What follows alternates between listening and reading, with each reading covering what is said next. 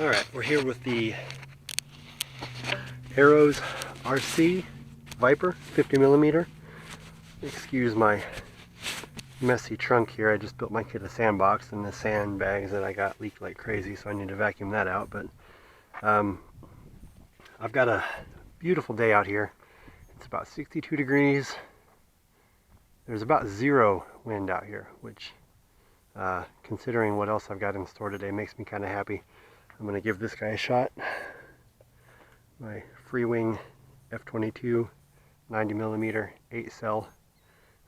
So yeah, that'll be my next video today. But as for the Viper, I've got a 1800 milliamp hour pack in there, a 4-cell. I did the speed control swap. I've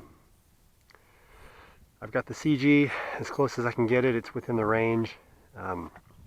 My control throws are exactly where I want them. Elevator, aileron, everything looking good. Got power. So let's give this thing a shot. See how she does on a 4-cell pack.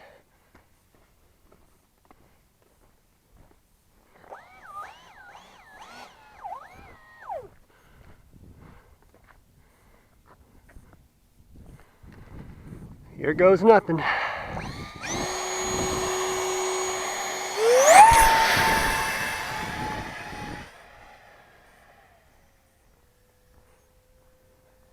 He's trimmed pretty badly, which is strange considering. Let's get that dive programmed out of it. Gosh, were my linkages that far off, I wonder? Alright, it's got a little bit of a left roll. Get out of there. There we go. Alright, now she's flying straight and true.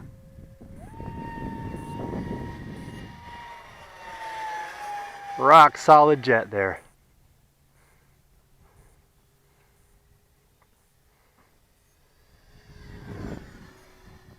Looks like she'll do slow and quiet too if you want.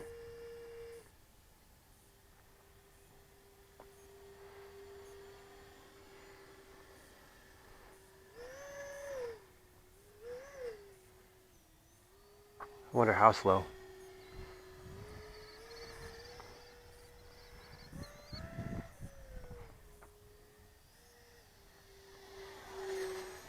This is a rock solid little jet right here, guys. Rock solid. I still need more trim.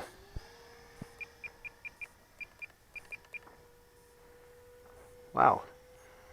My elevators, I think they were pretty even. Maybe I was wrong.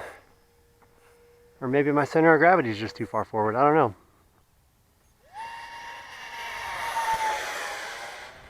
That's too much up trim. Sorry about that sunlight, guys. Seems like at low throttle, it wants to tip the nose down a little bit. And at high throttle, it wants to pull up.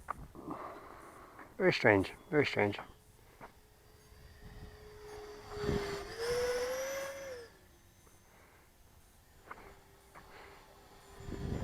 It's got really good thrust for how lightweight it is. I don't know about this as a 3-cell jet, maybe. Maybe it would do alright, but I think I'd probably be riding the throttle pretty high most of the time.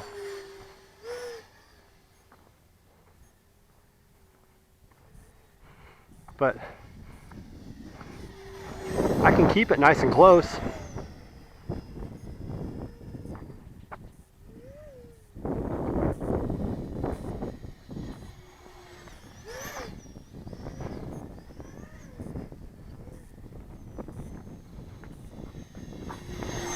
Hello.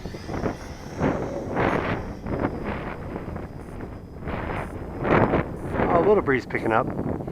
That's alright. Maybe that means I can get her even slower if I stick her nose in the headwind a little bit. I wouldn't half mind a rudder on this thing.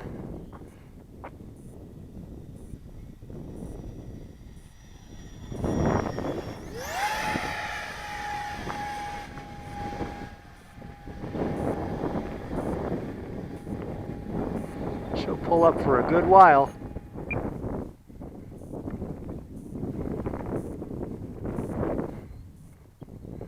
And then cruise around. Just cruising. This thing don't hardly weigh anything. I think the 1800 4-cell pack I'm using weighs like 200 and 205 grams. And the plane itself without a battery in it weighs about 390 grams. So the battery is like 50% of the weight, which I think I would like on a windy day. I'd like to have that extra weight to kind of punch through. There's no wind today, so I brought some 1100 milliamp hour packs, real small ones, real light packs. I think we can even get a little crazier with the aerobatics with one of those on board. It should be fun. I'm gonna try to land it. I'm pushing, I think, 5 minutes. I mean, I'm way over 5 minutes, but I have a timer that doesn't count when you're below 25% throttle. So let's land her.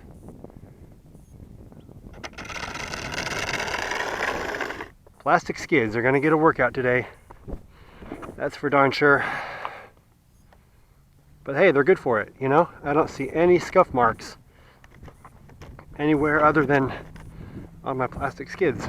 So they did a real good job there. Nice hard plastic skids. I landed with 33 seconds left on that timer. So 4.5 minutes of 25% throttle or more. I have a little cell checker here. Let's see what we're dealing with.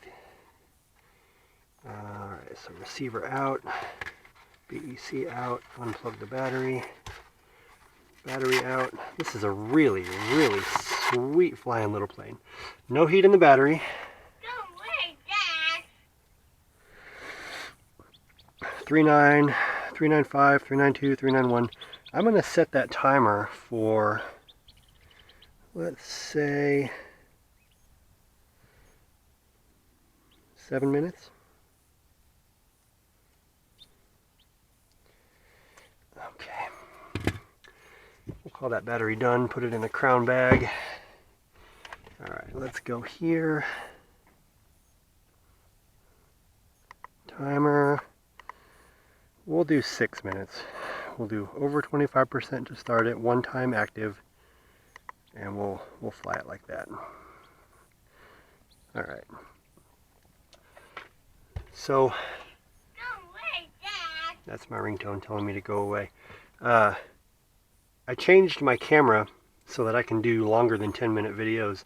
So what I'm going to do right now is go ahead and plug in 1100 so you can see right back to back how it's different. And of course I'll be more comfortable with the plane. This won't be the maiden flight that first one was.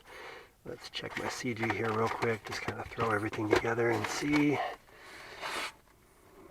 Yeah, it's a little farther back, but it's still close to the rearmost range there. It's right about on the, I think, 65 to 70 millimeter range. So let's get this out, strap it down. That shouldn't move around too much. Plug it in. BEC. Mess of wires.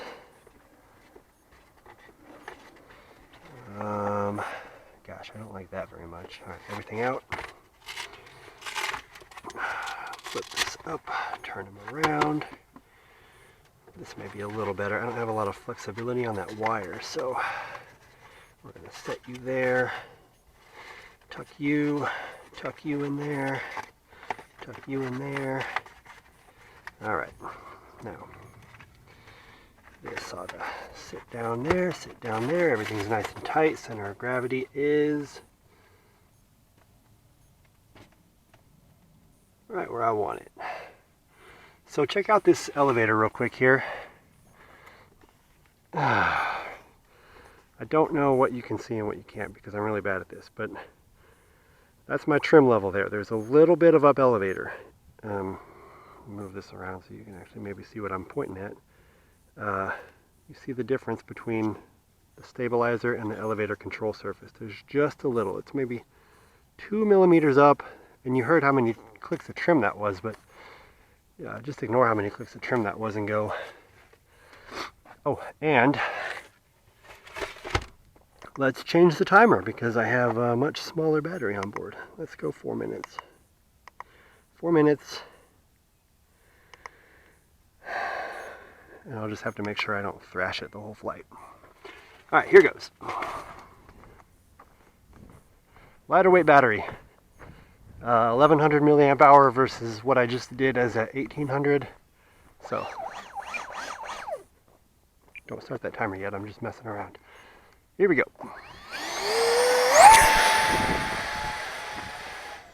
Easy to launch.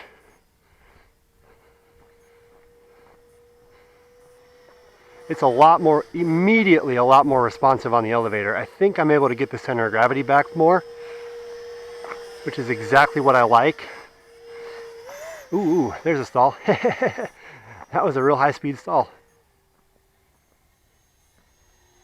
I think I might have caught just a bare little gust of wind there. But the thing is, she will still rip with that 1100. A lot more responsive with the lighter weight battery and the farther back center of gravity. That made a big difference. Glad I figured this camera out so I can get this all in one video without worrying about that 10-minute cutoff. You can see what just a little sweetheart this plane is.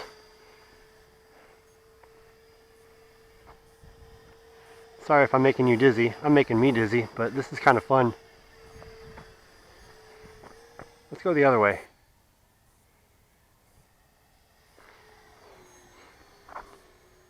Do a little bit of NASCAR. Turn left, turn left, turn left, turn left.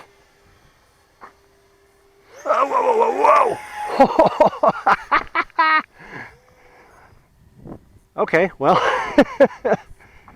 that was fun. That was real close. I actually hit that little pile of rocks there. We'll call that a touch and go. Whoopsie. So, lesson learned. Don't get too carried away going slow. Because even though it's responsive, something about this this plane, when you're doing hard banking turns, it can still tip stall, which isn't ridiculous. It's kind of, you know, what you might expect.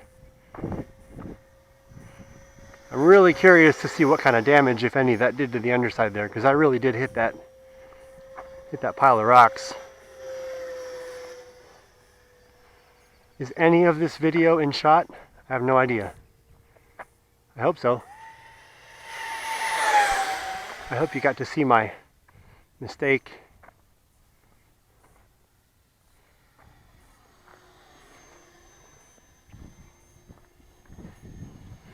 But you know what? It's an EDF. You don't get prop wash, you need to keep your speed up, and I did not.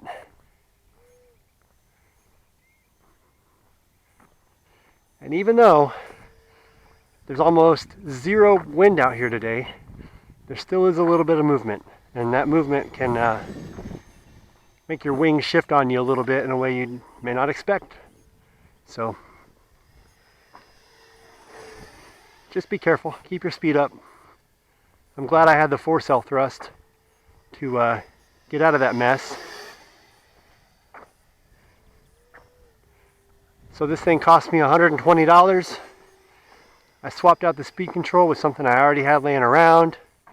I'm using batteries I had laying around. 120 bucks.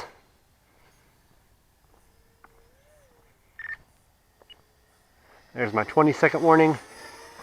It is a rock solid little jet. I hope I fly my F-22 today half as well as I'm flying this thing. Alright, there's my 10-second countdown. Let's land her. I'll do a little longer landing run this time, see if I can't. But the thing is, I have those plastic skids. May as well use them. A little bit of a aileron steerage. I'm surprised that worked. I was worried I was going to hit that curb, probably. An unfounded worry, but I was a little worried. There you go. Still doing good. Let's check under here. Alright, man. I don't know if y'all can see what I did there. There's some scuffage all along the bottom on the foam right there, through the Viper, here especially. So, yeah, I hit that pile of rocks. I got way carried away and way lucky that I was able to pull out of that and I didn't total this plane on the second flight. So real quick, I want to check my post-flight battery voltage and see how the 1100s are going to do. Wonder if that strap's going to hold up. Ooh, don't pull that. Yeah, strap's fine. Okay. And post-flight voltage on the 1100.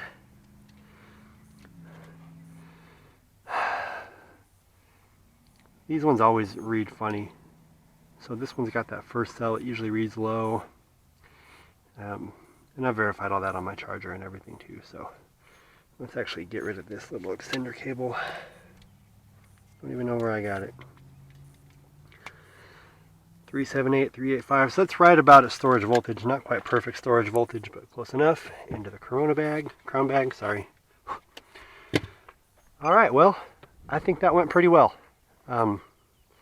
I've got 8 more packs there to put through that today, and I will. Just don't get going too slow, because it'll stall, even when you don't expect it to. Yep, here was RC 50mm Viper. Happy flying.